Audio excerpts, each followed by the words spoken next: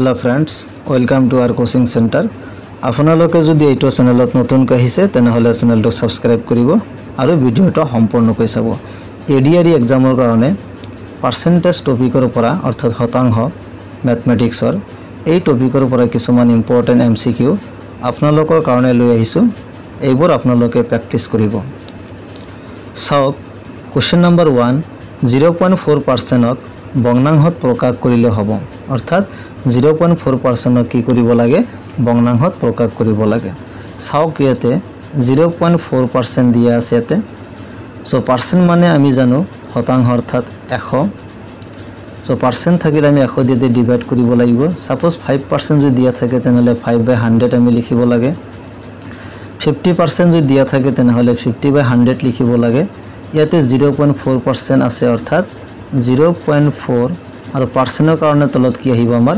100 আহিব ওকে পাৰ্সেন্টৰ কাৰণে কি আহিব আমাৰ 100 আহিব গতিকে 0.4 ডিভাইড বাই 100 এইখিনি হল এতিয়া সোয়া ইয়াতে দশমিকটো আমি উঠাই দিব লাগিব অৰ্থাৎ 4 ডিভাইড বাই 100 ইনটু কিমান আহিব 10 আহিব তলত সৌপৰত এক ঘৰ অৰ্থাৎ এটা অংকৰ আগতে দশমিক দিয়া হৈছে সেই কাৰণে ইয়াতে তলত 10 দি কি কৰিব লাগিব আমি পূৰণ কৰিব লাগিব so 4/100 into 10 so 4 divided by 100 into 10 অর্থাৎ কিমান আহিব আমাৰ 1000 এখৰ লগত 10 পূৰণ কৰিলে কিমান আহিব আমাৰ 1000 হ'ব এতে ক্যান্সেল কৰিব লাগিব সো 4 দি যদি ক্যান্সেল কৰা হয় 4 1 গুণ 4 হয় আৰু 4 250 বাৰ যাব সো ইয়াতে কিমান আহি আছে 1/250 গতিকে এই আনসাৰটো কিমান হ'ব 1/250 so option number C to correct hobo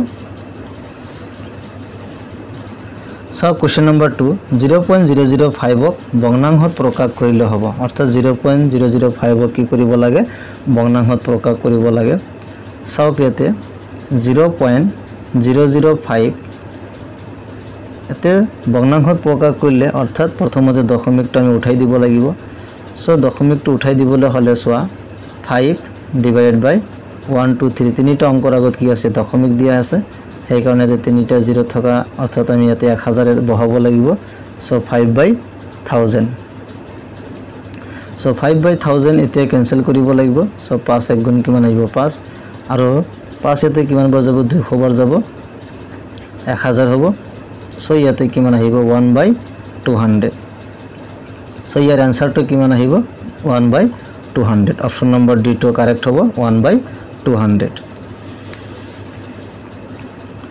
question number 3 সক 6 অনুপাত 5 ক শতাংশত প্ৰকাশ কৰিলে হ'ব অৰ্থাৎ 6:5 দিয়া হৈছে ইয়া কি কৰিব লাগে শতাংশত প্ৰকাশ কৰিব লাগে সো 6:5 আমি এনেকৈ লিখিব পাৰো 6 divided by 5 অৰ্থাৎ প্ৰথম সংখ্যাটো লব হিচাপে লিখিব লাগে আৰু পিছৰ সংখ্যাটো হৰ হিচাপে লিখিব লাগে এইটো হল অনুপাত হৈ গল এতিয়া সক কি কৰিব লাগিব শতাংশত প্ৰকাশ কৰিব লাগিলে কি কয় 6/5 into 100% দিব লাগিব আৰু 100% কি কৰিব লাগিব পূৰণ কৰিব লাগিব ওকে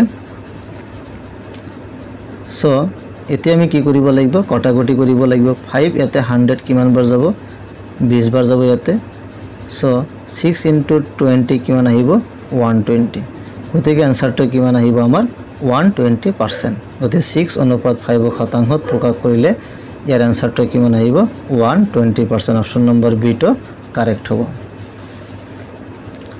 question number 4 50% ক লঘিষ্ঠ আকাৰত অনুপাত হিচাপে প্ৰকাশ কৰিলে হ'ব আৰু 50% যেটো দি আছে 50% ক আমি লঘিষ্ঠ আকাৰলৈ ল'ব লাগিব সো 50% আৰু 50% মানে হল 50 ডিভাইড বাই কি হ'ব ইয়াতে 100 হ'ব এতিয়া সোয়া 50 ডিভাইড বাই 100 0 আৰু 0 ক্যান্সেল কৰিব পাৰো সো 5/10 মানে 5 অনুপাত 10 সো ইয়াতে 5 অনুপাত 10 দি আছে কিন্তু এটো শুদ্ধ অপশন নহয় কাৰণ ইয়াতে লঘিষ্ঠ আকাৰত বুলি কোৱা হৈছে হেটো তোমালোকে মন কৰি চাব সো 5/10 আকৌ ইয়াতে ক্যান্সেল কৰিব লাগিব 5 1 গুণ 5 5 2 গুণে 10 তেনেহলে কিমান আহিল আমাৰ 1/2 আহিল 1/2 যদি আমি অনুপাতত ল কি হ'ব 1/2 ওকে তেনেহলে অপশনটো চাওক 1:2 কোড দিয়া আছে অপশন নম্বৰ এ দিয়া আছে 1:2 এটো শুদ্ধ আনসাৰ হ'ব সো লঘিষ্ঠ আকাৰত এইটো কোৱা আছে, সেইকাৰণে আপোনালোকে এইটো কেনসেল কৰি ল'ব লাগিব।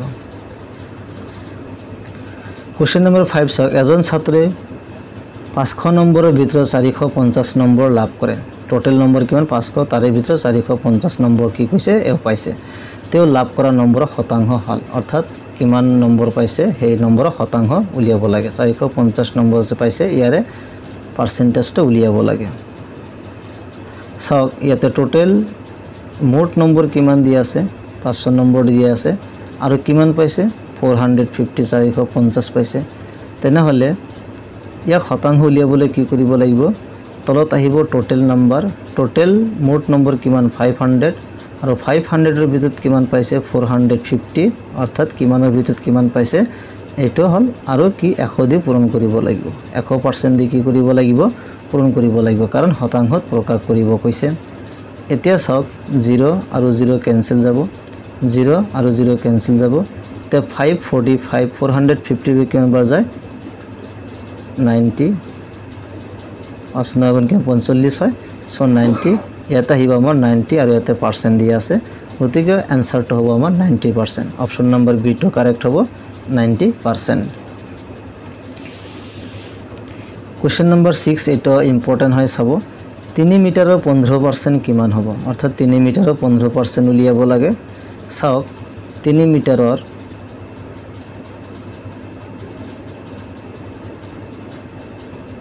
15% এইটো এনেকৈ লিখি ল'ব পাৰে।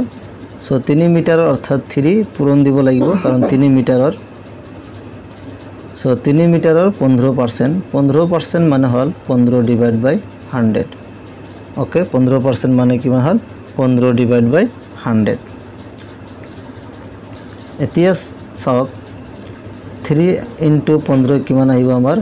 45 আৰু তলত কিমান আহিব আমাৰ? 100। এতিয়া অপশনবিলাক চাই লওক, 30 সেন্টিমিটাৰ, 45 সেন্টিমিটাৰ, 0.45 সেন্টিমিটাৰ, 45 মিটাৰ। চাওক ইয়াতে তিনিটা অপশনত সেন্টিমিটাৰ দিয়া হৈছে, ইয়াতে মিটাৰ দিয়া হৈছে। এতিয়া 3 মিটাৰৰ 15%, কিন্তু ইয়াতে মিটাৰ বুলি কোৱা হৈছে।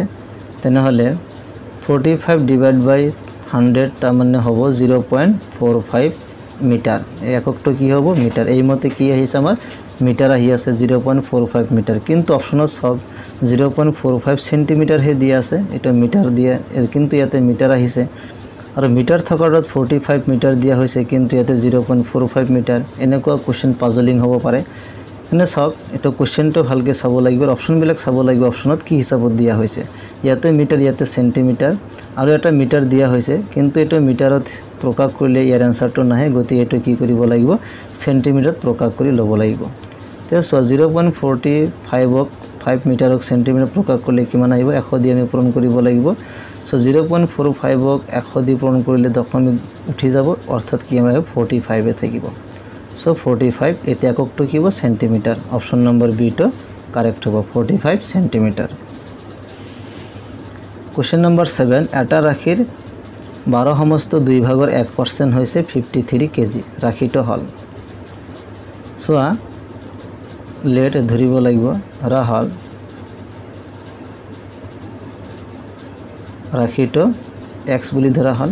এতিয়া xৰ প্ৰশ্নমতে xৰ 12 সমস্ত 2 ভাগৰ 1% ইকুৱেল টু কাৰ সমান হ'ব? 53 সমান হ'ব। এইটো প্ৰশ্নৰ পৰা আমি পাইছোঁ। এতিয়া কি কৰিব লাগিব? এইটো সমাধান কৰিব লাগিব। চাওক এতিয়া x মানে পূৰণ দিব লাগিব। 12 সমস্ত 2 ভাগৰ 1 মানে হল 12 2 এই 12 লগত 2 পূৰণ কৰিব লাগিব আৰু 1 যোগ কৰিব লাগিব, অৰ্থাৎ 12 2 24, 24 আৰু 1 যোগ কৰিলে কিমান? 25, 25/2% মানে তলত কি দিব লাগিব? এটা 100 দিব লাগিব। ইকুৱেল টু কিমান আহিব? ইয়াতে 53 আহিব, পাৰ্চেণ্ট কাৰণে 100 আহিছে। এতিয়া চাওক x ইনটু 25 ডিভাইড বাই 2 ইনটু 100, অৰ্থাৎ এই দুইটো তলত 100ৰ লগত পূৰণ হিচাপত থাকিব, ইকুৱেল টু কিমান? 53। এতিয়া চাওক 25x 25ৰ লগত x পূৰণ কৰিলে 25x, এইটো ইফালে গ'লে কি হ'ব? পূৰণ হ'ব। সো 53 ইনটু 2 ইনটু 100 মানে 200, এইটো একেলগে লিখি থৈ দিলোঁ। অৰ ইমপ্লাইজ ইয়াতে x কিমান হ'ব? x is equal to 53 into 200 divide by 25 এতিয়া 25 200 কিমান বাৰ যাব 8 বাৰ যাব 25 8 লগত 53 পূৰণ কৰিলে কিমান আহিব 424 অৰ্থাৎ এনসাৰটো কিমান আহিব 424 কেজি অপশন নম্বৰ 8 টো কাৰেক্ট হ'ব 424 কেজি